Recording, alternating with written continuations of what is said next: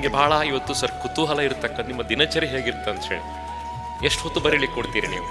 Sir ನಂದು ನಾನು usually ಬರವಣಿಗೆ ಪ್ರಾರಂಭ ಮಾಡಿದ ಮೇಲೆ ನನ್ನ ವೃತ್ತಿಯನ್ನು ನಾನು 8 ಗಂಟೆಯಿಂದ 6 ಗಂಟೆ ತನಕ ಸೀಮಿತ ಮಾಡ್ಕೋತಿದ್ದೆ. ನಾವು ಲೇಖಕರೆಲ್ಲ ಇವತ್ತು ಸರ್ ಬರಲಿಕ್ಕೆ ಸ್ಟಾರ್ಟ್ ಮಾಡುವಾಗ ಮಾಹಿತಿಗೋಸ್ಕರ ಗೂಗಲ್, ವಿಕಿಪೀಡಿಯಾ ಆರಿಸ್ಕೊಳ್ತೇವೆ ಸರ್, ಪುಸ್ತಕ ಆರಿಸ್ಕೊಳ್ತೇವೆ. ಸೊ ನಿಮಗೆ ಮಾಧ್ಯಮ ಯಾವುದು ಜ್ಞಾನ ಪಡ್ಕೊಳ್ಳಿಕ್ಕೋಸ್ಕರ? ಇಲ್ಲ, ನನಗೆ ಪುಸ್ತಕನೇ. ನಾನು ಹೇಳಿದ್ದಲ್ಲ, ನನ್ನ ಪ್ರೈಮರಿ ಸ್ಕೂಲಿಂದ ನಾನು ಪುಸ್ತಕ ಓದಲಿಕ್ಕೆ ಶುರು ಮಾಡಿದ್ದೀನಿ. ಇವತ್ತಿನ ತನಕ ದಿವಸಕ್ಕೆ ಮಿನಿಮಮ್ 2 ಗಂಟೆಗಳನ್ನಾದರೂ ಯಾವುದಾದ್ರು ಒಂದು ಪುಸ್ತಕವನ್ನು ಓದ್ತೀನಿ ನಾನು. ಹಾಗೆ ಸರ್, ಅಕ್ಷರ ಯಾತ್ರೆಯಲ್ಲಿ ಭಾಳ ಕಷ್ಟ ಅಂದರೆ ಸರ್ ಕಾವ್ಯಗಳು. ಈ ಕಾವ್ಯ ಶಕ್ತಿ ಹೇಗೆ ಬಂತು ಸರ್ ನಿಮಗೆ? 23 ಮಹಾಕಾವ್ಯ ಸುಲಭ ಅಲ್ಲ, ಬೇರೆ ಯಾರು ಬರೆದಿಲ್ಲ ಅದನ್ನು. ಒಂದು ಏನಂದರೆ, ನಾನು SSLC ಮೇಲೆ ನಾನು ಕನ್ನಡ ಕಲ್ತಿಲ್ಲ. ನನ್ನ ವಿದ್ಯೆ ಮುಗಿದದ್ದೇ, ಕನ್ನಡ ವಿದ್ಯೆ ಮುಗಿದದ್ದೇ SSLC. ಹಾಗಾಗಿ ನನಗೆ ನೀವು ಏನು ಪಂಪನಿಂದ ಪ್ರಾರಂಭವಾಗಿರುವಂತಹ ಕನ್ನಡದ ಕಾವ್ಯ ಪರಂಪರೆ ಅಂತ ಹೇಳಿದ್ರಿ, ನನಗೆ ಶಾಸ್ತ್ರೋಕ್ತವಾಗಿ ಯಾವುದೂ ಗೊತ್ತಿಲ್ಲ. ಸರ್, ಪುಸ್ತಕ ಮನೆಯ ಬಗ್ಗೆ ಒಂದು ಚೌಪದಿ ಹೇಳ್ಬೋದು ಸರ್? ಈಗ ಯೋಚನೆ ಮಾಡಿ, ಅವಸರ ಇಲ್ಲ.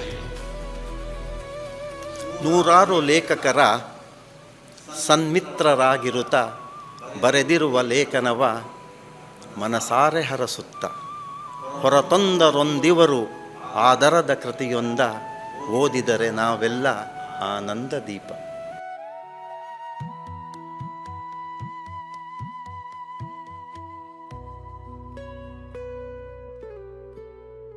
ಇವತ್ತು ನಮ್ಮ ನಾಡಿನ ಅತಿ ಶ್ರೇಷ್ಠವಾದ ಲೇಖಕರಾಗಿರ್ತಕ್ಕಂತಹ, ಹಿರಿಯರಾಗಿರ್ತಕ್ಕಂತಹ ಡಾಕ್ಟರ್ ಪ್ರದೀಪ್ ಕುಮಾರ್ ಹೆಬ್ರಿ ಇದ್ದಾರೆ.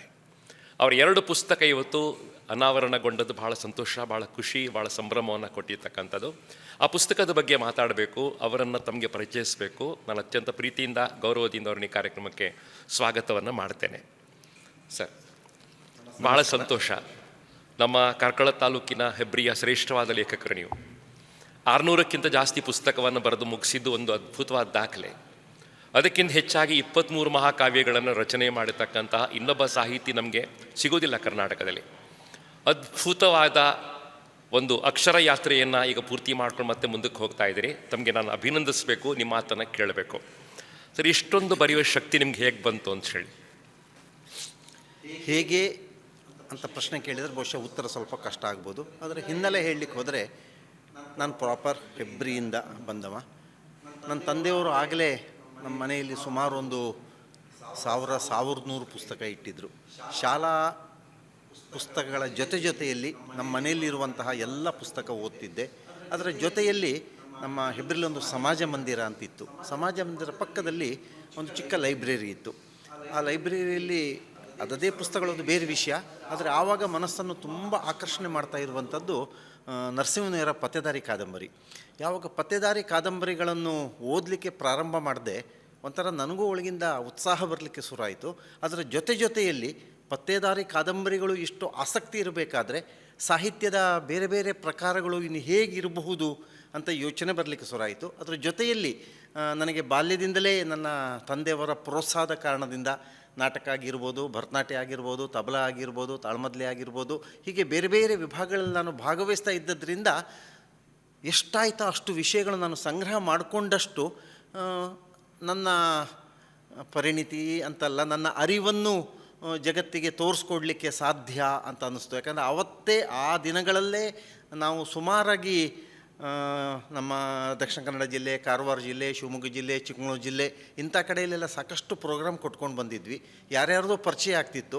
ಒಂದು ಸಣ್ಣ ಜಂಬ ಸಹ ಇತ್ತ ಏನೋ, ನೀನು ಡಾನ್ಸು ತುಂಬ ಚೆನ್ನಾಗಿದೆ ಅಂತ ಹೇಳೋ ಸಮಯದಲ್ಲಿ, ಡಾನ್ಸ್ ಮಾತ್ರ ಯಾಕೆ ಸರ್, ಪುಸ್ತಕನೂ ಓದಿದ್ದೀನಿ ನೋಡಿ, ಈ ವಿಷಯ ಬೇಕಾದ್ರೆ ಹೇಳ್ತೀನಿ ಅಂತ ಹೇಳೋ ಉತ್ಸಾಹ ನನಗೆ ಒಳಗಿಂದ ಇರಲಿಕ್ಕೆ ಹೋಗಿ ನಿರಂತರವಾಗಿ ಓದಲಿಕ್ಕೆ ಪ್ರಾರಂಭ ಮಾಡ್ಕೊಂಡು ಹೋದೆ. ಬಹುಶಃ ನಾನು SSLC ಮುಗಿಸಿದ್ರ ಒಳಗೆ ಕನಿಷ್ಠ ಅಂದರೂ 1,500 ಪುಸ್ತಕ ಓದಿದ್ದೀನಿ SSLC ಮುಗಿದ್ರೊಳಗೆ. ಅದಾದಮೇಲೆ ಬಟುಕು ಜಟಕ ಬಂಡಿ ಎಲ್ಲ ಒಟ್ಟೊಟ್ಟಿಗೆ ಹೋಗಲಿಕ್ಕೆ ಶುರುವಾಯಿತು. ಇವತ್ತು ಹೆಬ್ರಿ ಸರ್ ಅವರು ಇಷ್ಟೊಂದು ಪುಸ್ತಕವನ್ನು ಬರೆದ್ರು. ಅವರು ಆಯುರ್ವೇದಿಕ್ ಡಾಕ್ಟ್ರು. ಪ್ರಾಕ್ಟೀಸ್ಗಳನ್ನು ಮಾಡ್ತಾ ಬರೆದಿರ್ತಕ್ಕಂಥದ್ದು. ಈಗ ಅವ್ರು ಪ್ರಾಕ್ಟೀಸ್ ಮಾಡೋದಿಲ್ಲ ಅಂತ ಹೇಳ್ತಾರೆ. ಅಕ್ಷರ ಯಾತ್ರೆಯಲ್ಲಿ ಪೂರ್ತಿ ಮುಳುಗಿಬಿಟ್ಟಿದ್ದಾರೆ. ಸರ್, ನಿಮ್ಮ ಈ ವೃತ್ತಿ ಮತ್ತು ಬರವಣಿಗೆ ಇದು ಹೇಗೆ ಸಾಧ್ಯವಾಯಿತು ನಿಮ್ಮ ಬ್ಯಾಲೆನ್ಸ್ ಮಾಡಲಿಕ್ಕೆ ಅಂತ ಹೇಳಿ? ಒಂದು ಏನಂದರೆ, ಆ್ಯಕ್ಚುಲಿ ನಾನು ಆಯುರ್ವೇದ ಪ್ರಾಕ್ಟೀಸ್ ಮಾಡಲಿಲ್ಲ. ನಂದು ಆಯುರ್ವೇದದ್ದು ಪದವಿ ಆದಮೇಲೆ ನಾನು ಪೆಥಾಲಜಿಯಲ್ಲಿ ಡಿಪ್ಲೊಮಾ ತೊಗೊಂಡೆ KMCಯಲ್ಲಿ. ಒಂದು ಸಣ್ಣ ಘಟನೆ ನನಗೆ ಗೊತ್ತಿಲ್ಲ ಎಷ್ಟು ಪ್ರಸ್ತುತ ಹೇಳೋದು ಅಂತ. ನನ್ನ ತಂದೆಯವರು ಡಾಕ್ಟ್ರ್ ಆಗಿದ್ದರು. ಸೊ ನಾನು ಆಗ ತಂದೆಯವ್ರ ಹತ್ರ ಹೇಳಿದೆ, ಅಪ್ಪ ನೀವು ಇನ್ ಪೇಷಂಟ್ಸ್ ನೋಡಿದರೆ ನಾನು ಔಟ್ ಪೇಷಂಟ್ಸಿಗೆ ಹೋಗಿ ಬರ್ತೀನಿ, ಇಲ್ಲ ನೀವು ಔಟ್ ಪೇಷಂಟ್ ಹೋದರೆ ನಾನು ಮನೆಗೆ ಬರುವ ಕ್ಲಿನಿಕ್ಕಿದ್ದು ಪೇಷಂಟ್ಸ್ ನೋಡ್ಕೋತೀನಿ, ಹೀಗೆ ಹಂಚ್ಕೊಳ್ಳೋಣ ಅಂತ ಹೇಳಿದೆ. ನಮ್ಮಪ್ಪ ಹೇಳಿದರು, ಇಲ್ಲ ಇಲ್ಲ, ಎಲ್ಲಿ ತನಕ ನಾನು ಇರ್ತೀನಿ ಅಲ್ಲಿ ತನಕ ನೀನು ಇಲ್ಲೇ ನನ್ನ ಜೊತೆಗೆ ಇರಬೇಕು ಅಂತ ಹೇಳಿದರು. ನನಗಾಗ ಒಂದು ಚಾಲೆಂಜ್ ಕೊಟ್ಟೆ, ಹೆಸರು ಬಂದರೆ ನಂದೇ ಬರಬೇಕು. Doctor M A. ಪದ್ಮನಾಭ ಅಂತ ಹೇಳುವವರು ಪ್ರದೀಪ್ ಕುಮಾರ್ ಹೆಬ್ರಿನ ಅಪ್ಪ ಅಂತ ಸಮಾಜ ಗುರುತಿಸಬೇಕೇ ವಿನಃ ಎಂ.ಎ. ಪದ್ಮನಾಭನವರ ಮಗ ಪ್ರದೀಪ್ ಕುಮಾರ್ ಅಂತ ಹೇಳುವಂಥದ್ದು ಯಾರೂ ಹೇಳೋದು ಬೇಡ ಅಂತ ನಾನು ಪ್ರೊಫೆಷನ್ ಚೇಂಜ್ ಮಾಡಿಕೊಂಡೆ. ನಾನು ಪ್ರೊಫೆಷನ್ ಚೇಂಜ್ ಮಾಡುವಾಗ ನಂದು KMC ಮಣಿಪಾಲದಲ್ಲಿ ಲ್ಯಾಬೊರೇಟ್ರಿಲಿ ಡಿಪ್ಲೊಮಾ ಆದ ಕೂಡಲೇ ಎಲ್ಲೆಲ್ಲ ಲ್ಯಾಬ್ ಓಪನ್ ಮಾಡಿದೆ. 3 ಜಿಲ್ಲೆ ನನಗೆ ಆಗ ಕಾಣಿಸ್ತು. ಒಂದು ಹುಬ್ಬಳ್ಳಿ, ಒಂದು ಶಿವಮೊಗ್ಗ, ಒಂದು ಮಂಡ್ಯ. ಯಾವುದೇ ಕಾರಣಕ್ಕೂ ಋಣಾನುಬಂಧ ಇತ್ತು ತೋರುತ್ತೆ. ಯಾಕಂದರೆ ಮಂಡ್ಯಕ್ಕೆ ನಾನು ಯಾರೂ ಪರಿಚಯದವ್ರು ಇರಲಿಲ್ಲ, ಹುಡ್ಕೊಂಡು ಬಂದೆ. ಯಾಕಂದರೆ ಸೌತ್ ಕೇಂದ್ರದವರು ಇಲ್ಲದೆ ಇರುವಂತಹ ಊರು ಸುಮಾರಾಗಿ ಯಾವುದೂ ಇಲ್ಲ. ಹಾಗಾಗಿ ನಮ್ಮವರು ಕೆಲವರು ಸಿಕ್ಕಿದ್ರು. 1979 ಇಡೀ ಮಂಡ್ಯ ಜಿಲ್ಲೆಗೆ ನಂದು ಪ್ರಪ್ರಥಮ ಲ್ಯಾಬೊರೇಟ್ರಿ. ಅಲ್ಲಿ ತನಕ ಮಂಡ್ಯ ಜಿಲ್ಲೆ ಲ್ಯಾಬೊರೇಟ್ರಿ ಇರಲಿಲ್ಲ. ಮೊದಲೊಂದು 2-3 ವರ್ಷ ಒಂದಷ್ಟು ಸಹಜವಾದ ಕಷ್ಟಗಳಿದ್ವು. ಆದರೆ ಮುಂದೆ 35 ವರ್ಷಗಳ ಕಾಲ ನಿರಂತರವಾಗಿ ಮಾಡ್ಕೊಂಡು ಹೋದೆ. ನಾನು ಪ್ರೊಫೆಷನ್ ಜೊತೆ ಇರುವಾಗ ಓದುವ ಆಸಕ್ತಿ ಬಂತು. ಒಂದು ಸಲ ಶೇಣಿ ಗೋಪಾಲಕೃಷ್ಣ ಭಟ್ರು, ಆಗ ಮಳೆಗಾಲದಲ್ಲಿ ಯಕ್ಷಗಾನ ತಂಡ ನಮ್ಮ ಕಡೆ ಎಲ್ಲ ಬರ್ತಿತ್ತು. ಅವರೊಟ್ಟಿಗೆ ಒಂದು ವೇಷ ಮಾಡಿದ್ದೆ ನಾನು, ಶೇಣಿ ಗೋಪಾಲಕೃಷ್ಣ ಭಟ್ರೊಟ್ಟಿಗೆ. ಅವರೊಟ್ಟಿಗೆ ನಾನು ವೇಷ ಮಾಡಿದ್ದು ನೋಡಿ ನಮ್ಮಲ್ಲಿ ಮಂಡ್ಯ ರಂಗಭೂಮಿಗೆ ತುಂಬ ಫೇಮಸ್ಸು. ಅಲ್ಲಿಯವರು ಹೇಳಿದರು, ನಿಮ್ಗೆ ಹೆಂಗೂ ಯಕ್ಷಗಾನ ಬರುತ್ತಲ್ವ, ನಮ್ಮಲ್ಲಿ ಪಾತ್ರಧಾರಿ ಮಾಡುವವರಿಗೆ ಒಂದಷ್ಟು ಡಾನ್ಸ್ ಏನಾದರೂ ಹೇಳ್ಕೊಡಿ ಅಂತ ಹೇಳಿದರು. ಅವರಿಗೆ ನಾನು ಸ್ವಲ್ಪ ಡಾನ್ಸ್ಗಳನ್ನು ಹೇಳ್ಕೊಡ್ಲಿಕ್ಕೆ ಶುರು ಮಾಡಿದೆ. ಒಂದು ಯಾವುದೋ ಕಾರ್ಯಕ್ರಮದಲ್ಲಿ ಇದಕ್ಕೊಂದು ಇನ್ಸ್ಟ್ರೂಮೆಂಟ್ ಆಗಬೇಕು, ನೀವು ನುಡಿಸ್ಬೇಕು ಅಂದರು. ಬಹುಶಃ ಯಾರೂ ನಂಬಲಿಕ್ಕಿಲ್ಲ. ನಾನು ಒಂದೇ ಡ್ರಾಮಕ್ಕೆ ಸುಮಾರು 9 ಇನ್ಸ್ಟ್ರೂಮೆಂಟ್ ನುಡಿಸಿದ್ದೆ. ಚಂಡೆ ಆಗಿರ್ಬೋದು, ಮದ್ಲೆ ಆಗಿರ್ಬೋದು, ತಬಲೆ ಆಗಿರ್ಬೋದು, ತಾಳ ಆಗಿರ್ಬೋದು, ಮತ್ತು ಹೀಗೆ ಬೇರೆಗಳೆಲ್ಲ ಒಟ್ಟಾರೆ. ಸೊ ಹಾಗಾಗಿ ಬಂದೆ. ಆ ಟೈಮ್ನಲ್ಲಿ ಕೆಲವರು ಪರಿಚಯದವರು ಸಿಕ್ಕಿದ್ರು. ನಾನು ಸ್ವಲ್ಪ ಮಾತಾಡೋದು ಜಾಸ್ತಿ ಇತ್ತು, ಜಂಬ ಎತ್ತೇನೋ ನಾನು ಮಹಾ ತಿಳ್ಕೊಂಡವ ಅಂತ. ಆವಾಗ ಸರ್ ನಮ್ಮ ಪತ್ರಿಕೆಗೆ ಒಂದು ಲೇಖನ ಬರೀರಿ, ಪತ್ರಿಕೆ ಲೇಖನ ಬರೀರಿ ಅಂತ ಹೇಳಿದರು. ಸೊ ಪತ್ರಿಕೆಗೆ ಲೇಖನ ಬರೀಲಿಕ್ಕೆ ಪ್ರಾರಂಭ ಮಾಡಿದೆ. ಅದಕ್ಕಿಂತ ಮೊದಲು ಬಾಲ್ಯದಲ್ಲೇ ನಾನು 5, 6, 7ನೇ ಕ್ಲಾಸಲ್ಲಿ ಓದುವಾಗಲೇ ನಾನು ನವಭಾರತ ಪತ್ರಿಕೆಗೆ ಬರೀತಿದ್ದೆ. ನಂದು ಕೆಲವು ಲೇಖನಗಳು ಬಾಲ ಲೇಖನಗಳು, ಒಂದಷ್ಟು ಲೇಖನ ಬಂದಿತ್ತು. ಮತ್ತೊಂದಷ್ಟು ವರ್ಷ ಬರೀ ಹೀಗೆ ಬೇರೆ ತಬಲ ಗಿಬಲ ಡಾನ್ಸ್ ಅಂತ ಹೇಳಿ ಹೊರಟೋಗ್ಬಿಡ್ತು. ಮಂಡ್ಯಕ್ಕೆ ಬಂದು ಯಾವಾಗ ಲೇಖನ ಬರಲಿಕ್ಕೆ ಪ್ರಾರಂಭ ಮಾಡಿದೆ, ಆ ಟೈಮ್ನಲ್ಲೇ ಮದುವೆ ಆಯಿತು, ಸಂಸಾರ ಸ್ವಲ್ಪ ಸೆಟ್ಲಾದಾಗಾಯಿತು. ಒಂದು 2-3 ವರ್ಷ ಸಂಸಾರಕ್ಕೆ ಮತ್ತು ನನ್ನ ವೃತ್ತಿಗೆ ಸಂಬಂಧಪಟ್ಟಾಗಿದ್ದೆ. ಯಾವಾಗ ಆಸಕ್ತಿ ಬಂತು ಸಾಹಿತ್ಯದಲ್ಲಿ ಏನಾದ್ರು ಮಾಡಬೇಕು ಅಂತ, ನನ್ನ ಮೊದಲ ಕವನ ಸಂಕಲನ ಬಂತು, ಈ ಬಾಳ ಪಯಣ ಅಂತ. ನನ್ನ ಮೊದಲ ಕವನ ಸಂಕಲನವನ್ನು ಬಿಡುಗಡೆ ಮಾಡಿದ್ರು ಮುಂದೆ ನಮ್ಮ ರಾಜ್ಯದ ಮುಖ್ಯಮಂತ್ರಿಗಳಾಗಿದ್ದ ನಮ್ಮ ಮಂಡ್ಯದ SM ಕೃಷ್ಣ ಅವರು ಆ ಪುಸ್ತಕ ಬಿಡುಗಡೆ ಮಾಡಿದರು. ಅದರ ಹಿನ್ನೆಲೆ ಏನು ಅಂದರೆ, ಒಂದು ಸಿನಿಮಾದಲ್ಲಿ ನಾನು ಹೀರೋ ಆಗಿ ಪಾತ್ರ ಮಾಡ್ತಿದ್ದೆ, ಅಭಿನಯ್ ಅವರು ಹೀರೋಯಿನ್ ಆಗಿದ್ದರು. ಸೊ ನಮ್ಮ ಶೂಟಿಂಗಿಗೆ ಅವರನ್ನು ಕರೆದಿದ್ವಿ ನಾವು, ಇದಕ್ಕೆ ಬನ್ನಿ ಅಂತ.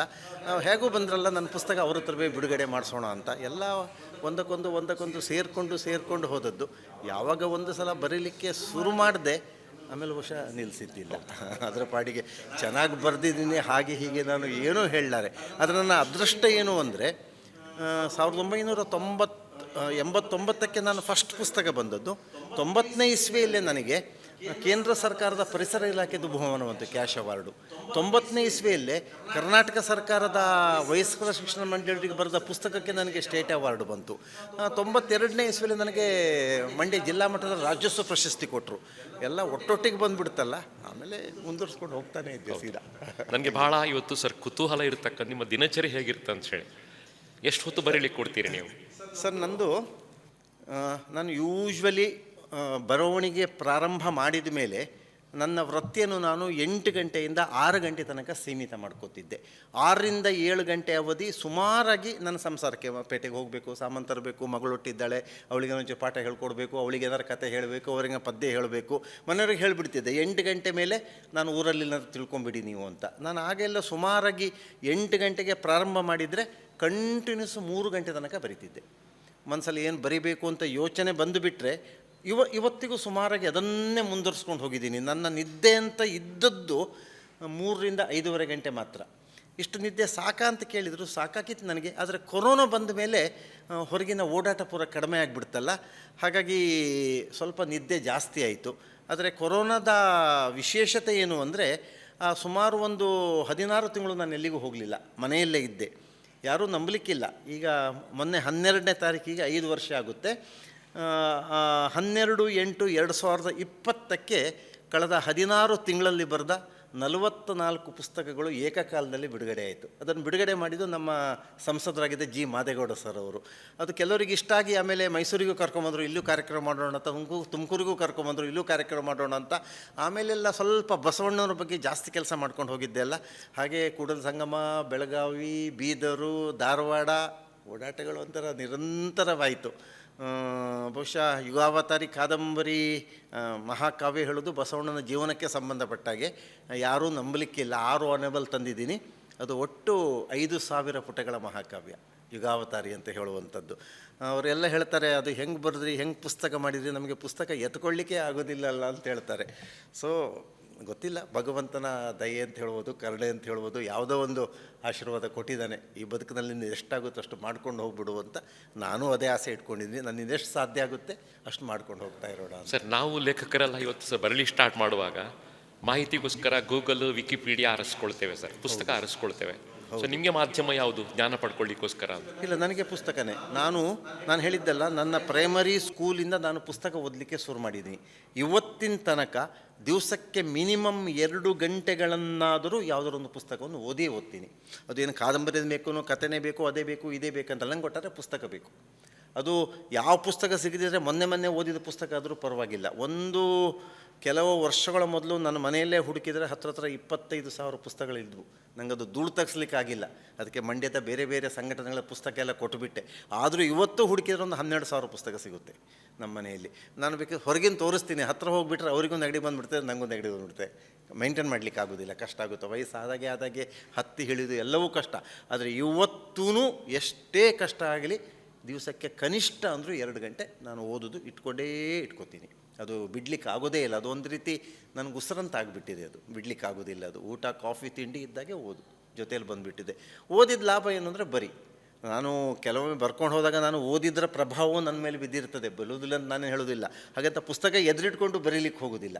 ಆದರೆ ಓದಿದ ವಿಷಯಗಳು ತಲೆಗೆ ಬರುವಾಗ 1+1 ಸೇರಿದರೆ 2 ಆಗೋದಲ್ಲ.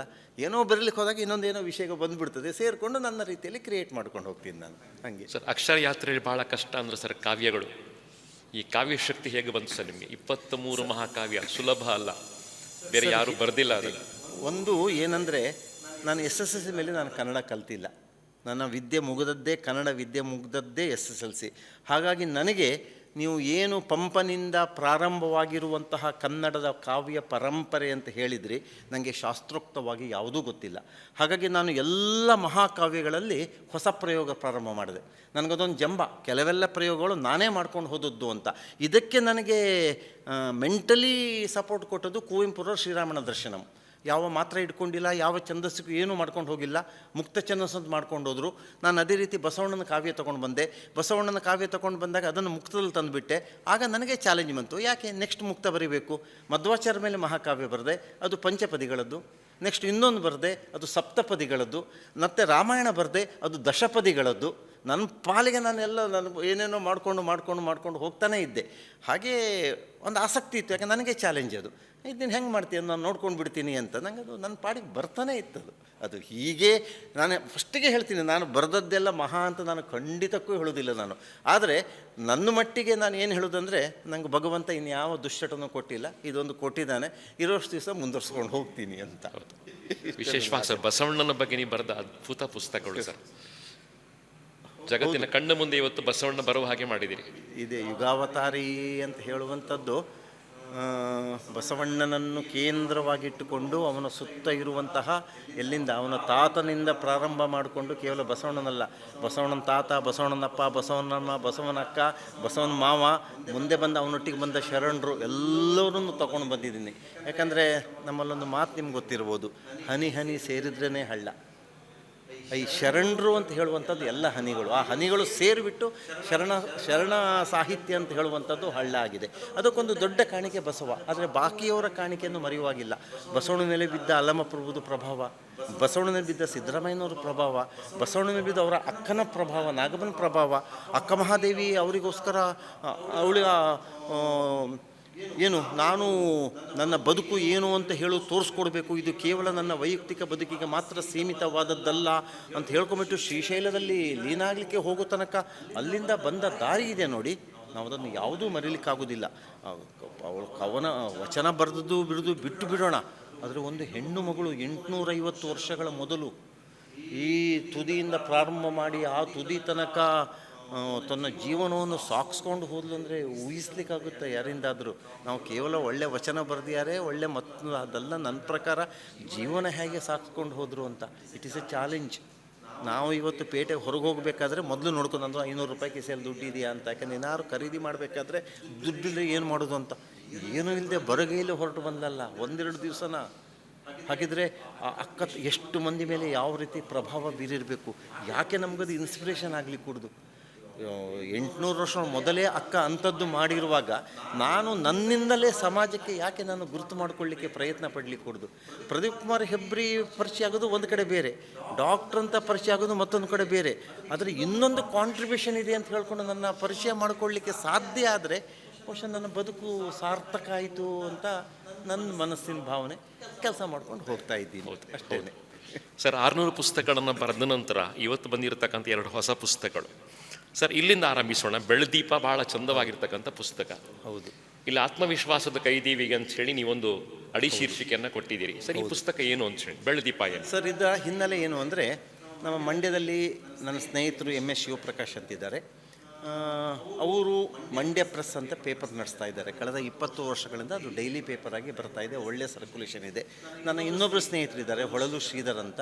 ಅವರು ಕನ್ನಡ ಲೆಕ್ಚರ್ ಆಗಿದ್ದವರು ರಿಟೈರ್ಡ್ ಆದಮೇಲೆ ಈ ಮಂಡ್ಯ ಪ್ರೆಸ್ಸಿಗೆ ಅವರು ಗೌರವಾನ್ವಿತ ಸಹ ಸಂಪಾದಕರಿಗೆ ಬಂದರು. ಅವ್ರು ನನಗೆ ಹೇಳಿದರು, ಹೆಬ್ರಿಯವರೇ ನೀವು ಯಾವುದ್ಯಾವುದೋ ಪೇಪರ್ಗೆ, ಯಾಕಂದ್ರೆ ನಾನು ಅದರ ಮೊದಲು ಕನ್ನಡಪ್ರಭದಲ್ಲಿ ಕಾಲಮಿಸ್ಟ್ ಆಗಿದ್ದೆ, ಸಂಯುಕ್ತ ಕರ್ನಾಟಕ ಕಾಲಮಿಸ್ಟ್ ಆಗಿದ್ದೆ, ಬೇರೆ ಬೇರೆ ಪೇಪರ್ಗೆ ನಾನು ಕಾಲಮಿಸ್ಟ್ ಆಗಿದ್ದೆ. ಎಲ್ಲ ಪೇಪರಲ್ಲಿ ಬರೀತಿದ್ದೀರಲ್ಲ, ಯಾಕೆ ಈ ಪೇಪರಲ್ಲಿ ಬರೀಲಿಕ್ಕೆ ಕೂಡುದು ಅಂತ ಕೇಳಿದರು.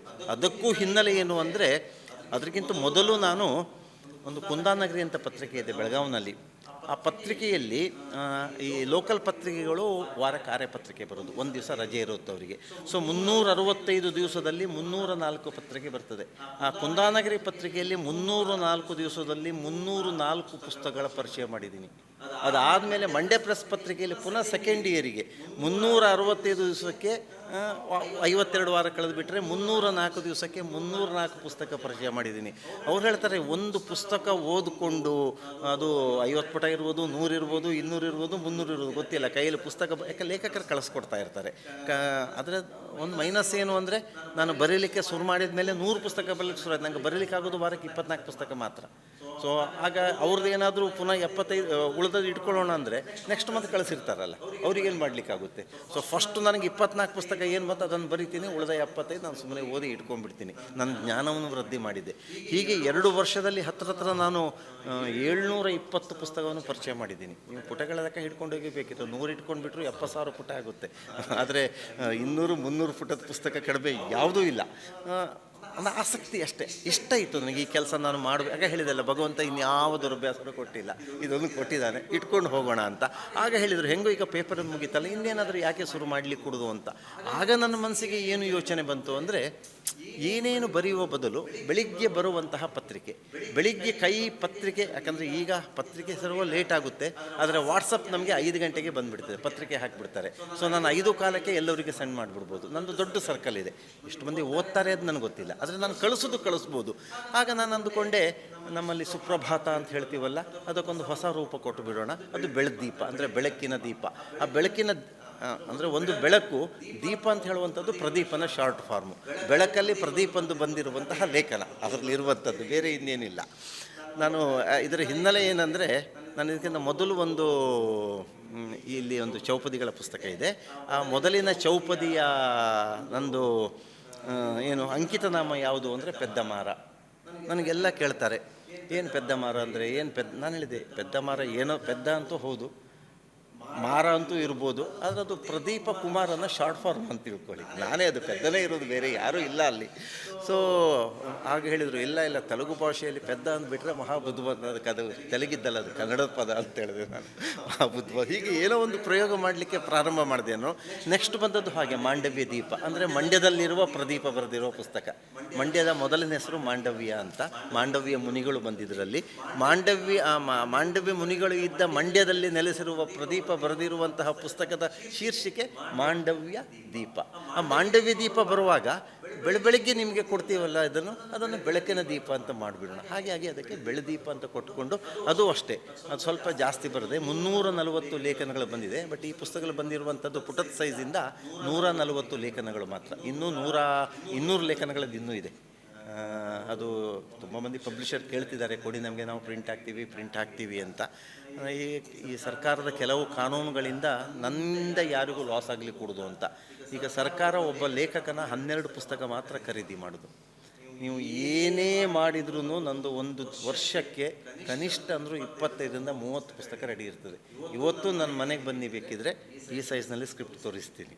ಆದರೆ ನಾನು 12 ಪುಸ್ತಕದಿಂದ ಜಾಸ್ತಿ ಪುಸ್ತಕ ಯಾರಿಗೂ ಕೊಡೋದಿಲ್ಲ, ನನ್ನಿಂದ ಅವರಿಗೆ ಲಾಸ್ ಆಗಲಿಕ್ಕೆ ಕೊಡೋದು ಅಂತ ಹೇಳ್ಕೊಳ್ಳುವಂಥದ್ದು. ಇನ್ನು ಕೆಲವು ಪುಸ್ತಕ ನಾನೇ ಪ್ರಿಂಟ್ ಹಾಕ್ತೀನಿ, ಬಟ್ ಅದು ನನ್ನ ಲೈಬ್ರರಿ ಕೊಡಲಿಕ್ಕೆ ಹೋಗೋದಿಲ್ಲ. ನನ್ನ ಕೆಲವು ಫ್ರೆಂಡ್ಸ್ ಎಲ್ಲ ಇದ್ದಾರೆ, ಎಷ್ಟಾಗುತ್ತಾ ಖರ್ಚು, ಅದೇನು 1,000 ಪುಸ್ತಕ, 2,000 ಪುಸ್ತಕ, 3,000 ಪುಸ್ತಕ ಅಂತಲ್ಲ. ಒಂದಷ್ಟು ಯಾರಿಗಾರು 100 ಪುಸ್ತಕ ಬೇಕು ಅಂತ ಹೇಳ್ತಾರೆ. ಈಗ ಯಾರೋ ಒಂದು ಮದುವೆ ಇದೆ, ಯಾರ್ಯಾರಿಗೆ ಏನೇನು ಯಾಕೆ ಕೊಡಬೇಕು, ಎಲ್ಲರಿಗೂ ಒಂದೊಂದು ಪುಸ್ತಕ ಕೊಡೋಣ ಅಂತ ಹೇಳ್ತಾರೆ. ನನಗೊಂದು 500 ಪುಸ್ತಕ ಬೇಕಂತಾರೆ. ಇನ್ನೆಲ್ಲೋ ಒಂದು ಕಡೆ ಫಂಕ್ಷನ್ ಇದೆ, ಇದು ಮಾಡಬೇಕು, ಎಲ್ಲರಿಗೂ ಒಂದೊಂದು ಪುಸ್ತಕ ಕೊಡೋಣ ಅಂತ ಹೇಳಿದ್ರೆ ಆವಾಗ ಒಂದಷ್ಟು ಪುಸ್ತಕ ಮಾಡಿ ಹಾಗೆ ಕೊಟ್ಬಿಡ್ತೀನಿ. ನನ್ನಿಂದ ಯಾರಿಗೂ ಲಾಸ್ ಆಗಲಿಕ್ಕೆ ಕೊಡೋದು, ಅದೇ ಬೆಳದೀಪ. ಅದನ್ನು ಓದಿದ ಮೇಲೆ ನಮಗೇನಾದರೂ ಮನಸ್ಸಿಗೆ ನಾವು ಏನಾದರೂ ಒಂದು ದೀಪದ ರೀತಿಯಲ್ಲಿ ಜಗತ್ತಿಗೆ ಬೆಳಕು ತೋರಿಸ್ಬೋದಲ್ವ ಅಂತ ಹೇಳುವಂಥದ್ದು ಭಾವನೆ ಬರಲಿ ಅನ್ನುವಂಥದ್ದು. ಹೌದು ಸರ್, ಬದುಕಿನ ಬಗ್ಗೆ ಬೆಳಕು ಚೆಲ್ಲುವಂತಹ ಬೆಳದೀಪದಲ್ಲಿ 139 ಲೇಖನಗಳಿದೆ. ವೈಚಾರಿಕ ಲೇಖನಗಳು, ಆಧ್ಯಾತ್ಮಕ್ಕೆ ಹತ್ತಿರವಾದ ಚಿಂತನೆಗಳು, ಮತ್ತು ನಿಮ್ಮ ಸಾಕಷ್ಟು ಪ್ರಬುದ್ಧವಾಗಿರ್ತಕ್ಕಂಥ ಶೈಲಿ, ಸಣ್ಣ ವಾಕ್ಯಗಳು, ಬಟ್ ತುಂಬ ಡೆಪ್ತ್ ಆಗಿರ್ತಕ್ಕಂಥ ಯೋಚನೆಗಳು. ಸರಿ, ಈ ಪುಸ್ತಕವನ್ನು ಯಾವ ರೀತಿ ನಾವು ಓದಬೇಕು ಅಂತ ನೀವು ಆಸೆ ಪಡ್ತೀರಿ? ಯಾವ ಮೈಂಡ್ ಸೆಟ್ಟಲ್ಲಿ ಓದಬೇಕು ಅಂತ ನೀವು ಆಸೆ ಪಡ್ತೀರಿ? ನನ್ನ ವೈಯಕ್ತಿಕ ಆಸೆ ಏನು ಅಂದರೆ, ನಮ್ಮಲ್ಲೊಂದು ಜನಪ್ರಿಯವಾದ ಮಾತಿದೆ, ಬೆಳಗಾಗ ನಾನೆದ್ದು ಯಾರ್ಯಾರ ನೆನೆದೇನು, ಯಾರನ್ನು ನೆನೆಯೋದು ಬೇಡ, ಒಂದು ಬೆಳದೀಪ ನೆನೆ ನೀನು ಸಾಕು. ಬೆಳಗ್ಗೆ ಎದ್ದು ಒಂದು ಸಲ ಒಂದು 5 ನಿಮಿಷ ನೀನು ಗಮನ ಕೊಟ್ಟು ಬಿಟ್ಟರೆ ಡೆಫಿನೆಟ್ಲಿ ನಿನಗೆ ಅದು ಇಡೀ ದಿವಸಕ್ಕೊಂದು ಇನ್ಸ್ಪಿರೇಷನ್ ಕೊಡ್ತದೆ. ಮತ್ತು ನಾನು ಒಂದು ಲೇಖನ ಬರೆದ ರೀತಿಯಲ್ಲಿ ನಾನು ಮತ್ತೊಂದು ಲೇಖನ ಬರಲಿಕ್ಕೆ ಹೋಗಿಲ್ಲ. ಆದರೆ ಒಳಗೆ ಬಂದರೆ ವಿಷಯ ಅದೇನೆ. ಯಾಕಂದ್ರೆ ನಾವು ಹೇಳೋದೊಂದಲ್ಲ, ನೀನು ಚೆನ್ನಾಗಿರಬೇಕು, ನಿನ್ನ ರಕ್ತ ಇರಬೇಕು, ಇನ್ನೊಬ್ಬರೊಟ್ಟಿಗೆ ಸ್ನೇಹದಿಂದ ಇರಬೇಕು, ಯಾರೊಟ್ಟಿಗೆ ಗಲಾಟೆ ಮಾಡಬೇಡ, ಅದರ ಆಂತರ್ಯ ಇರುವುದು ಅದೇ. ಆದರೆ ಅದನ್ನು ಹೇಳಿದ ರೀತಿ ಇದೆಯಾ ನೋಡಿ, ಅದನ್ನು ಒಂದು ಓದಿದವನಿಗೆ 2ನೇದು ಓದಬೇಕು ಅನಿಸ್ಬೇಕು, 2 ಓದಿದವನಿಗೆ 3ನೇದು ಓದೋದು ಅನಿಸ್ಬೇಕು. ಕೊನೆಗೇನು ಮಾವಿನ ಹಣ್ಣಿನ ರಸನೇ ಬೇರೆ. ಆದರೆ ಮಾವಿನ ಹಣ್ಣು ಒಂದು 10-20 ಮಾವಿನ ಹಣ್ಣು ಇರ್ತಲ್ಲ, ಕೊನೆಗೆ ರಸ ಒಂದೇ ಇರ್ತದಲ್ಲ. ಇದರ ರಸ ಒಂದೇ. ಆದರೆ ಆ ರಸ ಒಂದೇ ಇರಲಿಕ್ಕೆ ಹೋಗಿ ನನ್ನ ಪ್ರಕಾರ ಆ ಓದುಗನಿಗೆ ಸ್ವಲ್ಪ ಇನ್ಸ್ಪಿರೇಷನ್ ಆಗ್ಬೋದು. ಓದುಗನಿಗೆ ಮಾತ್ರ ಅಲ್ಲ, ನನಗೂ ಅದು ಇನ್ಸ್ಪಿರೇಷನ್ ಆಗಬೇಕು. ಯಾಕಂದ್ರೆ ನಾನು ಬರೆಯೋದಕ್ಕೆ ಮೊದಲು ಹಕ್ಕುದಾರ ನಾನೇ ಆಗಬೇಕಲ್ಲ. ನಾನು ಏನೇನೋ ಅಲ್ಲದ್ದು ಮಾಡ್ಕೊಂಡ್ಬಿಟ್ಟು ನಾನು ಇನ್ನು ಚೆನ್ನಾಗಿರ್ಬೇಕಂತ ಬರೆದು ಏನಾದ್ರು ಅರ್ಥ ಇರುತ್ತೆ ಅದಕ್ಕೆ. ಹಾಗಾಗಿ ನನಗೂ ಒಂದು ಲೆಸನ್ ಆಗುತ್ತೆ ಇದು. ಬರೆಯುವಾಗ ನಾಳೆ ಹೀಗೆ ಬರೆದಿದೆಯಲ್ವಾ, ನೀನು ಯಾಕೆ ಹೀಗಿದ್ದೀಯಾ ಕೇಳಿದರೆ ನಾನೇನು ಉತ್ತರ ಕೊಡಲಿ? ನಮ್ಗೆ ಉತ್ತರ ಕೊಡಲಿಕ್ಕೆ ಆಗೋದಿಲ್ಲ. ಹಾಗಾಗಿ ಫಸ್ಟಿಗೆ ನಾನಿರಬೇಕಾಗ್ತದೆ, ಮತ್ತು ನಾನು ಈ ರೀತಿಯಲ್ಲಿ ತೋರಿಸ್ಕೋಬೇಕಾಗುತ್ತೆ. ಆ ನಿಟ್ಟಿನಲ್ಲಿ ನಾನು ಮೊದಲೇ ಹೇಳ್ತೀನಿ, ಬರೆದದ್ದು ನಾನು ಶ್ರೇಷ್ಠ ಗೀಷ್ಟ ಮತ್ತೊಂದು ಅವೆಲ್ಲ ನಾನು ಏನೂ ಹೇಳಲಾರೆ. ಆದರೆ ನನ್ನ ಮನಸ್ಸಿಗೆ ಏನು ಅನ್ನಿಸ್ತು ಅದು ಮಾಡ್ಕೊಂಡು ಹೋಗಿದ್ದೀನಿ. ತುಂಬ ಖುಷಿ ಏನು ಅಂದರೆ, ಒಂದು 5-6 ಲ್ಯಾಂಗ್ವೇಜಲ್ಲಿ ಬೇರೆ ಬೇರೆ ಲೇಖನಗಳು ಪ್ರಿಂಟ್ ಆಗಿದ್ದಾವೆ. ನನ್ನ ಸ್ನೇಹಿತರು ಕೆಲವರು ಬಾಂಬೆಲಿದ್ದಾರೆ, ಕೆಲವರು ತಮಿಳ್ನಾಡಿದ್ದಾರೆ, ಕೆಲವು ಹೈದರಾಬಾದ್ ಇದ್ದಾರೆ. ಅವರೆಲ್ಲ ಓದಿ ಇದೊಂದು ನಾನು ತೆಲುಗು ಭಾಷೆಗೆ ಕನ್ವರ್ಟ್ ಮಾಡ್ಲಿಕ್ಕೆ ಹೇಳ್ತಾರೆ. ನನಗೆ ತೆಲುಗು ಬರೋದಿಲ್ಲ, ಮಲಯಾಳಿ ಬರೋದಿಲ್ಲ. ನಾನು ಮಾಡಿ ಸರ್ ಅಂತಾರೆ. ಸುಮ್ಮನೆ ಹೇಳ್ತಾರೆ ಅವ್ರು, ನಿಮ್ಮದು ಕನ್ವರ್ಟ್ ಮಾಡಿ ಹಾಕಿದ್ದು ಬಂದಿದೆ ಅಂತ. ಆಯಿತು ಸರ್ ಅಂತ. ನನಗೇನು ಓದಲಿಕ್ಕೆ ಬರೋದಿಲ್ಲ, ಏನು ಅವ್ರು ಏನು ಬರೋದು ನನಗೂ ಗೊತ್ತಿಲ್ಲ. ನನಗೇನು ನಿಮ್ಮದು ಲೇಖನ ಈ ಭಾಷೆಗೆ ಕನ್ವರ್ಟ್ ಮಾಡಿ ನಾವು ಹಾಕಿದ್ದೀವಿ ಸರ್. ಸರಿ ಸರ್, ಸಂತೋಷ ಆಯ್ತು ನನಗೆ. ಇಷ್ಟೇ ನಂದಿರುವಂಥ. ಸ್ನೇಹಿತರೆ, ಬೆಳದೀಪ ಅಂತ ಹೇಳುವಂಥ ಅತಿ ಶ್ರೇಷ್ಠವಾಗಿರ್ತಕ್ಕಂಥ ಲೇಖನಗಳ ಸಂಗ್ರಹ ಇದು. ಇದರಲ್ಲಿ ಆಧ್ಯಾತ್ಮದ ಹತ್ತಿರವಾಗಿರ್ತಕ್ಕಂಥ ಚಿಂತನೆಗಳಿದೆ, ಮತ್ತು ಪ್ರಬುದ್ಧತೆ ಇದೆ, ಪಾಸಿಟಿವಿಟಿ ಇದೆ. ಇದು ಖಂಡಿತವಾಗಿ ಓದುಗರಿಗೆ ಇಷ್ಟವಾಗುವಂಥ ಪುಸ್ತಕ. 139 ಶ್ರೇಷ್ಠವಾಗಿರ್ತಕ್ಕಂಥ ಸುಪ್ರಭಾತದ ಕಥೆಗಳಿಂದ, ಸುಪ್ರಭಾತದ ಲೇಖನಗಳಿಂದ ಶ್ರೀಮಂತವಾದ ಪುಸ್ತಕ. ಇದನ್ನು ಓದುಗರು ಓದಬೇಕು ಅಂತ ಆಸೆ ಪಡ್ತೇನೆ. ಸರ್, ಇನ್ನೊಂದು ಪುಸ್ತಕ ಮಾಂಡವ್ಯ ಅಂತ ಹೇಳಿದರೆ ಮಂಡ್ಯ ಅಂತ ನೀವು ಹೇಳಿದಿರಿ ಸರ್. ಮುಕ್ತ ಚೌಪದಿಯ ರೂಪದಲ್ಲಿ ಬರೆಯುವಂಥ 4 ಸಾಲುಗಳ ಶ್ರೇಷ್ಠವಾಗಿರ್ತಕ್ಕಂಥ ಸಾಲುಗಳು. ಹೌದು. ಯಾವುದೇ ಇಲ್ಲಿ ಪ್ರಾಸಗಳು ಬೇಕು ಅಂತ ನೀವು ಹೇಳ್ತಾ ಇಲ್ಲ? ಇಲ್ಲ, ಮಾತ್ರೆಗಣ ಇಟ್ಕೊಂಡಿದ್ದೀನಿ. ಪ್ರತಿಯೊಂದು ಸಾಲು 20 ಮಾತ್ರೆಗಣ. ಆದರೆ ದ್ವಿತೀಯಾಕ್ಷರ ಪ್ರಾಸ, ತೃತೀಯಾಕ್ಷರ ಪ್ರಾಸ, 4 ಪದಗುಚ್ಛ ಇದಿಲ್ಲ. ಆದರೆ ಪ್ರತಿಯೊಂದು ಸಾಲು ಮಿನಿಮಮ್ 20 ಪದ ಇರಲೇಬೇಕು. 18 ಆಗುವಾಗಿಲ್ಲ, 22 ಆಗುವಾಗಿಲ್ಲ, 20ಕ್ಕೆ ಮುಗಿಬೇಕು. ಅದು ನನಗೆ ನಾನು ಹಾಕ್ಕೊಂಡೆ ಚಾಲೆಂಜು. ಕೊನೆಯ ಸಾಲು ಮಾತ್ರ 18 ಮಾತ್ರ, 20, 20, 20, 18 ಇದರಲ್ಲೇ ನಂದು ಪೂರ್ತಿ ಮಹಾಕಾವ್ಯ ಬಂದಿರುವಂಥದ್ದು.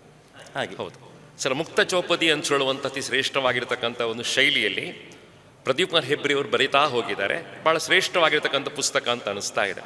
ಈ ಚೌಪದಿಗಳ ಮೂಲಕ ಸರ್ ಏನು ಹೇಳಬೇಕು ಅಂತ ಆಸೆ ಪಡ್ತೀರಿ ನೀವು? ಸರ್, ನಾನು ಆಗಲೇ ಹೇಳಿದೆ ಅಲ್ಲ, ನನಗೆ ಏನು ಇದು ಒಳ್ಳೆಯದು ಅಂತ ನನಗೆ ಅನ್ನಿಸ್ತದೆ, ನನಗೆ ಮಾತ್ರ ಯಾಕೆ ಒಳ್ಳೇದಂತ ಅನ್ನಿಸ್ಬೇಕು? ನನಗೆ ಒಳ್ಳೇದು ಅನಿಸಿದ್ದು ನಿಮಗೂ ಒಳ್ಳೇದಂತ ನಾನು ಯಾಕೆ ಹೇಳಲಿಕ್ಕೆ ಕೂಡ್ದು? ಈ ಪ್ರಶ್ನೆ ನನಗೆ ಬಂದಾಗ ನಾನು ಬೇರೆ ಬೇರೆ ರೀತಿಯಲ್ಲಿ ನಾನು ಕೆಲಸ ಮಾಡಲಿಕ್ಕೆ ಹೊರಟೆ. ಆದರೆ ನನಗೆ ಕೆಲವು ಏನು ಕ್ಯಾಚ್ ಇಟ್ ಅಂತ ಹೇಳ್ತಾರಲ್ಲ, ನನಗೆ ಗೊತ್ತಿಲ್ಲ ಹಾಗೆ ನನಗೆ ಸೇರ್ಕೊಂಡ್ಬಿಡ್ತದೆ ಅದು. ನೀವು ಬೇಕಿದ್ರೆ ಚಾಲೆಂಜ್ ಹಾಕಲಿಕ್ಕೆ ಏನಾದ್ರು ಒಂದು ಹೇಳಿಬೇಕಿದ್ರೆ, ನೀವು ಮಾತು ಮುಗಿಸೋದ್ರೊಳಗೆ ನಾನು ಬೇಕಿದ್ರೆ ಚೌಪದಿ ಹೇಳ್ತೀನಿ. ಅದಕ್ಕಿರುವಂಥ ಏನೋ ಒಂದು ವಿಷಯ ಹೇಳಿಬೇಕಿದ್ರೆ, ಇವತ್ತು ಇವ ಬರೆದದ್ದು ಹೌದಾ, ಇದು ಇಷ್ಟು ಬರಲಿಕ್ಕೆ ಸಾಧ್ಯ ಆಗುತ್ತಾ ಅಂತ ಹೇಳಿಬಿಟ್ರೆ 20, 20, 28 ಮಾತ್ರಗಣ ಎಲ್ಲೇ ಹೇಳ್ಕೊಂಡು ಹೋಗ್ತೀನಿ ಬೇಕಿದ್ರೆ.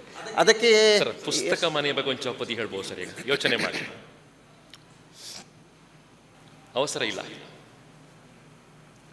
100 ಲೇಖಕರ ಸನ್ಮಿತ್ರರಾಗಿರುತ್ತ ಬರೆದಿರುವ ಲೇಖನವ ಮನಸಾರೆ ಹರಸುತ್ತ ಹೊರತಂದರೊಂದಿವರು ಆದರದ ಕೃತಿಯೊಂದ ಓದಿದರೆ ನಾವೆಲ್ಲ ಆನಂದ ದೀಪ.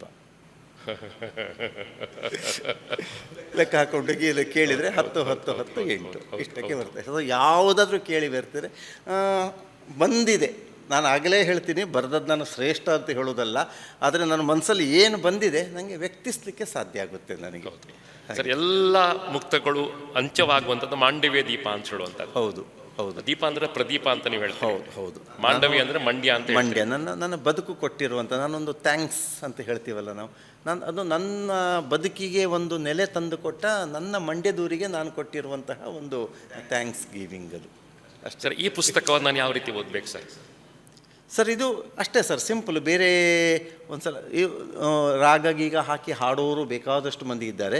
ನೀವು ಸುಮ್ಮನೆ ಹೇಳಲಿಕ್ಕೋದ್ರು, ದೇಹವಿರೆ ಸ್ವಸ್ಥದಲ್ಲಿ ಮನವಿರಲು ಸ್ಥಿರದಲ್ಲಿ ಬದುಕಿನುನ್ನತಿಗಾಗಿ ಆರೋಗ್ಯ ಸೂತ್ರವದು ತನು ಮನದ ಸ್ವಾಸ್ಥ್ಯದಲ್ಲಿ ಗುರುಲಿಂಗ ಜಂಗಮರು ಹೊಸ ಬೆಳಕು ಬಾಳಿನಲ್ಲಿ ಮಾಂಡವ್ಯ ದೀಪ ಶರಣರಲ್ಲಿ ಒಳಿತಿರಲು ಮರಣಕ್ಕೆ ಭಯವಿರದು ಹರ ಕರುಣೆ ಪಡೆಯುವಲಿ ವರವೆ ಮಗೆ ಬಾಳಿನಲ್ಲಿ ನರರಾಗಿ ನಾವಿದ್ದು ಹರವಸವ ತೋರದಿರಿ ದುರಿತದಿಂದಲಿ ದೂರ ಮಾಂಡವ್ಯ ದೀಪ. ಹೌದು ಹೌದು. ಕಾವ್ಯಶಕ್ತಿ ಪುಸ್ತಕ ಅಂತ ಗುನುಗಿ ನಮ್ಮ ಪಾಡಿಗೆ ನಾವು ಹೇಳ್ಕೊಂಡು ಹೋಗ್ಬೋದು, ಏನು ತೊಂದರೆ ಇಲ್ಲ. ಒಂದು ರೀತಿ ಗುನುಗುವ ಸಾಮರ್ಥ್ಯ ಇರ್ತಕ್ಕಂಥ ಪುಸ್ತಕ ಇದು. ಸಂಗೀತಕ್ಕೆ ಹತ್ತಿರವಾಗಿರ್ತಕ್ಕಂಥ ಪುಸ್ತಕ ಇದು. ನನ್ನ ಪ್ರಕಾರ ಇದು ಕಾವ್ಯಕ್ಕೆ ಹತ್ತಿರವಾಗಿರ್ತಕ್ಕಂಥ ಪ್ರಕಾರ. ಕಾವ್ಯ ಅಂತ ಹೇಳಲಾರೆ ನಾನು. ಹೌದು, ಅಲ್ಲ ಇಲ್ಲ, ಕಾವ್ಯ ಅಂತ ಹೇಳಲಿಕ್ಕೆ ಸಾಧ್ಯನೇ ಇಲ್ಲ. ಆದರೆ ಒಂದು ರಿದಮ್ ಕೊಟ್ಟು ಹೇಳಲಿಕ್ಕೆ ಸಾಧ್ಯ ಆಗುತ್ತೆ. ನಾನು ಹೋಗುತ್ತೇನೆ, ನಾನು ಬರುತ್ತೇನೆಲ್ಲ, ನಾನು ಹೋಗುವೆ, ನಾನು ಬರುವೆನು ಅಂತ ಅಷ್ಟೇ. ಎರಡು ಅರ್ಥ ಒಂದೇನೆ, ಹೆಂಗೆ ಚೇಂಜ್ ಮಾಡಲಿಕ್ಕೆ ಸಾಧ್ಯ ಆಗುತ್ತೆ ಅಂತ ಅಷ್ಟೇ, ಬೇರೆ ಇನ್ನೇನಿಲ್ಲ. ಹೌದು. ತಮ್ಮ 2 ಶ್ರೇಷ್ಠವಾಗಿರ್ತಕ್ಕಂಥ ಪುಸ್ತಕವನ್ನು ಇವತ್ತು ಪುಸ್ತಕ ಮನೆ ಪ್ರಕಾಶನ ಕೊಟ್ಟು ಪಬ್ಲಿಷ್ ಮಾಡಲಿಕ್ಕೆ ಅನುಮತಿ ಕೊಟ್ಟಿರ್ತಕ್ಕಂಥ ನಮ್ಮ ಡಾಕ್ಟ್ರಿಗೆ ನಾನು ಕಂಡು ಧನ್ಯವಾದಗಳನ್ನು ಸಲ್ಲಿಸ್ತೇನೆ. ಸರ್, ಒಂದೇ ಒಂದು ಮಾತು, ಡಾಕ್ಟ್ರಿಗೆ ಧನ್ಯವಾದ ಹೇಳಬೇಡಿ, ಪುಸ್ತಕ ಮನೆ ಪ್ರಕಾಶನದವರಿಗೆ ಧನ್ಯವಾದ ಹೇಳಿ. ಯಾಕಂದರೆ ಏನೂ ಪರಿಚಯ ಇಲ್ಲದಿರುವ ನನ್ನ 2 ಕೃತಿಯನ್ನು ಅವರು ಪರಿಚಯ ಮಾಡಿ, ನಾನು ಈಚೆ ಊರಿನವನಾನು, ಈ ಊರಿಗೆ ಸಾಕಷ್ಟು ಅಪರಿಚಿತ ನಾನು. ಸೊ ಪುಸ್ತಕ ಮುಖಾಂತರ ನಾನು ಎಷ್ಟೋ ಮಂದಿಗೆ ಪರಿಚಿತನಾದೆ ನಾನು. ಹಾಗಿರುವಾಗ ಅವರು ನನ್ನ ಮೇಲೆ ತೋರಿರುವಂತಹ ಪ್ರೀತಿ ಅಭಿಮಾನ ಇದೆ ನೋಡಿ, ಅದು ಖಂಡಿತ ಮಾತುಗಳಿಗೆ ಮೀರಿದ್ದು. ಹಾಗಾಗಿ ಮೊದಲು ನನ್ನ ಥ್ಯಾಂಕ್ಸನ್ನು ಪುಸ್ತಕ ಮನೆಯವರಿಗೆ ಹೇಳ್ತೀನಿ. ಅದೇ ರೀತಿ ಇನ್ನೂ ಒಂದಷ್ಟು ಮಂದಿಯನ್ನು ನೀವು ಗುರುತಿಸಲಿಕ್ಕೆ ಸಾಧ್ಯ ಆಯಿತು ಅಂತಾದರೆ ಖಂಡಿತಕ್ಕೂ ಧನ್ಯತೆ ಬರ್ತದೆ. ಹಾಗಾಗಿ ಬೇರೆ ಬೇರೆ ಪ್ರಕಾಶಕರು ಖಂಡಿತಕ್ಕೂ ನನಗೆ ಸಾಕಷ್ಟು ಬೆಂಬಲ ಕೊಟ್ಟಿದ್ದಾರೆ ಪುಸ್ತಕಕ್ಕೆ ಸಂಬಂಧಪಟ್ಟಾಗೆ. ಅದೇ ರೀತಿ ನಾನು ಯಾರಂತ ಗೊತ್ತಿಲ್ಲದಿದ್ರೂ ಒಂದು ಪುಸ್ತಕ ಇದೆ ಹೀಗೆ ಪ್ರಕಟ ಮಾಡಲಿಕ್ಕೆ ಒಂದು ಅಪೇಕ್ಷೆ ಬಂದಿದೆ ಹೇಳುವಾಗ ಸಿಲೆಕ್ಟ್ ಮಾಡಿ ಪ್ರಿಂಟ್ ಹಾಕಿದ್ರಲ್ಲ, ಅದಕ್ಕೆ ಥ್ಯಾಂಕ್ಸ್ ಹೇಳಲಿಕ್ಕೆ ನನ್ನ ಹತ್ರ ಬೇರೆ ಪದ ಇಲ್ಲ. ಹಾಗಾಗಿ ಪುಸ್ತಕ ಮನೆ ಥ್ಯಾಂಕ್ಸ್ ಹೇಳಬೇಡಿ, ನಾನು ಯಾವತ್ತೂ ಪುಸ್ತಕ ಮನೆಗೆ ನಾನು ಥ್ಯಾಂಕ್ಸ್. ಅದು ನಿಮ್ಮ ಸಜ್ಜನಿಕೆ ಅಂತ ನಾನು ಭಾವಿಸ್ಕೊಳ್ತೇನೆ ಸರ್. ಕೊನೆಯದಾಗಿ ಇಲ್ಲಿಂದ ಹೊರಡುವ ಮೊದಲು ಹೆಬ್ರಿ ಬಗ್ಗೆ ಒಂದು ಚೌಪದಿ. ನಿಮ್ಮ ಊರು ಹೆಬ್ರಿ, ಹುಟ್ಟಿ ಬೆಳೆದ ಊರು ಹೆಬ್ರಿ. ಮಲೆನಾಡ ಒಡಲಿನಲ್ಲಿ ಸಿರಿಗೆದ್ದೆ ಬೆಳೆಗಳಲ್ಲಿ ಅನುದಿನವೂ ಹಸಿರಾದ ತಂಬೆಳಕ ಸುಳಿಗಾಳಿ ಕಣ್ತುಂಬ ನೋಡುತ್ತಲಿ ನಾನಿದ್ದ ಹೆಬ್ಬೇರಿ ಕಿವಿಗಳಲ್ಲಿ ಡಣಡಣವು ಹೆಬ್ಬೇರಿ ನಾದ. ಸರ್, ಕಾರ್ಕಳದ ಬಗ್ಗೆ. ನನ್ನ ತಾಲೂಕಿದುವು ಬಾಲ್ಯದಿಹ ದಿನಗಳಲ್ಲಿ ಕಾರ್ಕಳದ ಗೊಮ್ಮಟನು ನನ್ನೆದೆಯ ಸಿರಿದೈವ ಜಗಕ್ಕೆಲ್ಲ ಕಾಣಿಕೆಯ ನಿಂತಿರುವವರ ತೇಜ ಚರಣಕ್ಕೆ ಬಾಗಿಸುವೆ ಚರಣಕ್ಕೆ ತಲೆ ಬಾಗಿ ನಮಿಸುವೆನು ಮುದದಿ. ಇದು ಏನು ಅಂಕಿತ ಇಲ್ಲದೇ ಇರುವಂತಹ ಪದ್ಯ. ಅಂಕಿತ ಇಲ್ಲಿರೋ ಪದ್ಯಗಳು ನಾನು ಸಾಕಷ್ಟು ಬರೆದಿದ್ದೀನಿ. ಕೆಲವು ಇಂತಹ ಉದ್ದೇಶಕ್ಕೆ ಮಂಡ್ಯಕ್ಕೊಂದು ಥ್ಯಾಂಕ್ಸ್ ಹೇಳಬೇಕು ಅಂತ ಅದಕ್ಕೆ ಆ ಒಂದು ಇದ್ಕೊಂಡೆ. ಹೀಗೆ ಅಂಕಿತ ಇಲ್ಲದೇ ಇರುವಂತಹ ಪದ್ಯ ಬರ್ತದೆ. ಕೊನೆಯದು ಬೇಡ ಅಂತಿದ್ರೆ ಅಂಕಿತ ಯಾವುದು ಬೇಕಿದ್ರು ನೀವು ಸೇರಿಸ್ಕೊಂಡ್ಬಿಡ್ಬೋದು. ಆ ರೀತಿ ಇದರಲ್ಲಿ ನಾನು ಧನ್ಯವಾದಗಳನ್ನು ಸಲ್ಲಿಸಬೇಕು ಭಾಳ ಪ್ರಸಿದ್ಧವಾಗಿರ್ತಕ್ಕಂಥ ಒಬ್ಬ ಲೇಖಕರಿಗೆ. ಅವರ ಕೃತಿಗಳಿಂದ ಪ್ರಭಾವಿತನಾಗಿರ್ತಕ್ಕಂಥವು ನಾನು. ಅವರಷ್ಟು ಓಘವಾಗಿ ಬರೆಯುವ ಶಕ್ತಿ ನಮಗೆ ಬರಲಿ ಅಂತ ದೇವರಲ್ಲಿ ಪ್ರಾರ್ಥನೆ ಮಾಡ್ಕೋತೇನೆ. ನಿಮ್ಮ ಮಾತು, ನಿಮ್ಮ ಲೇಖನ ಎರಡು ನನ್ನ ಬದುಕಿನಲ್ಲಿ ನ ಭೂತೋ ನ ಭವಿಷ್ಯತ್. ನಾನು ನಿಮ್ಮನ್ನು ಹೊಗಳಲಿಕ್ಕೆ ಹೇಳ್ತಾ ಇಲ್ಲ, ಅಂತರಂಗದ ಪ್ರೇರಣೆ ಹೇಳ್ತಾ ಇದ್ದೀನಿ. ಯಾಕಂದರೆ ನಿಮ್ಮ ಒಂದಷ್ಟು ನಾನು ಮಾತುಗಳನ್ನು ಕೇಳಿದ್ದೀನಿ. ನೀವು ವಾಟ್ಸಪ್ಪಲ್ಲಿ ಹಾಕ್ತಾ ಇರುವಂತಹ ನಿಮ್ಮ ಲೇಖನಗಳನ್ನು ನಾನು ನಿರರ್ಗಳವಾಗಿ ಓದ್ತಾ ಇದ್ದೀನಿ. ಆಫ್ಕೋರ್ಸ್ ನಿಮಗೆ ನಾನು ಥ್ಯಾಂಕ್ಸು ಹೇಳೋದಿಲ್ಲ, ನಮಸ್ಕಾರ ಹಾಕೊಳ್ಳೋದು ಬೇರೆ ವಿಷಯ. ಆದರೆ ಅದು ನನಗೆ ಕೊಟ್ಟಿರುವಂತಹ ಉತ್ತೇಜನ ಇದೆ ನೋಡಿ, wonderful. Thank you very much sir. ಖಂಡಿತಕ್ಕೂ ಹೌದು. 2 ಕೃತಿಗಳ ಮೂಲಕ ಇವತ್ತು ಪುಸ್ತಕವನ್ನು ಶ್ರೀಮಂತಗೊಳಿಸಿರ್ತಕ್ಕಂತಹ ನಮ್ಮ ಡಾಕ್ಟರ್ ಪ್ರದೀಪ್ ಕುಮಾರ್ ಹೆಬ್ರಿ ಧನ್ಯವಾದಗಳನ್ನು ಸಲ್ಲಿಸ್ತಾ ಈ ಸಂಚಿಕೆಯನ್ನು ಬೆಳೆಕೊಡ್ತೇನೆ. ಅವರಿಗೆ ಅತ್ಯಂತ ಪ್ರೀತಿಯ ಧನ್ಯವಾದಗಳನ್ನು ಸಲ್ಲಿಸ್ತೇನೆ. ಧನ್ಯವಾದಗಳು ಸರ್. ಎಲ್ಲರಿಗೂ ನಮಸ್ಕಾರ.